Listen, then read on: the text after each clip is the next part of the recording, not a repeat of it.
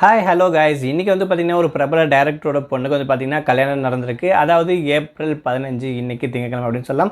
So அது வேறு யாருமே இல்லைங்க, நம்மளுடைய பிரம்மாண்டத்தின் உச்ச டேரக்டர் அப்படின்னு சொல்லலாம். டேரக்டர் சங்கர் அவருடைய பொண்ணுக்கு வந்து பார்த்திங்கன்னா இப்போ கல்யாணம் நடந்திருக்கு. அது மட்டும் இல்லாமல் இவங்க ஆல்ரெடி கல்யாணம் நடந்து டிவோர்ஸ் வாங்கி இப்போ செகண்ட் மேரேஜ் பண்ணியிருக்காங்கன்றது தான் இங்கே ஒரு உண்மையான விஷயம். இதுக்கு முன்னாடி கல்யாணம் பண்ணியிருக்கக்கூடிய அவர் வந்து பார்த்திங்கன்னா ஒரு கிரிக்கெட் வீரர். அது மட்டும் இல்லாமல் அவர் ஒரு சில விஷயத்தில் வந்து பார்த்திங்கன்னா சர்ச்சையில் மாட்டினார் அப்படின்ற விஷயத்தையும் சொல்லியிருக்காங்க.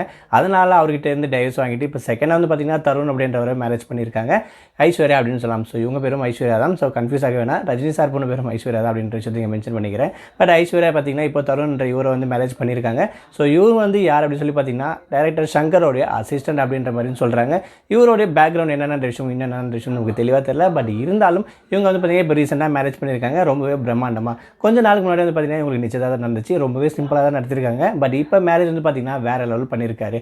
அது மட்டும் இல்லாமல் இவர் ஆல்ரெடி பிரம்மாண்டத்தின் உச்சம் பண்ணும்போது ஸோ கண்டிப்பாக இவங்க மேரேஜ்க்கு வரவங்களும் வேறு லெவலில் இருப்பாங்கன்ற விஷயம் நம்ம கண்டிப்பாக தெரியும். வந்திருக்கவங்க எல்லாருமே வந்து பார்த்திங்கன்னா விவிஐபி அப்படின்னு சொல்லலாம். அதாவது நம்மளோட தமிழக முதல்வர் ஸ்டாலின் அவர் வந்திருக்காரு.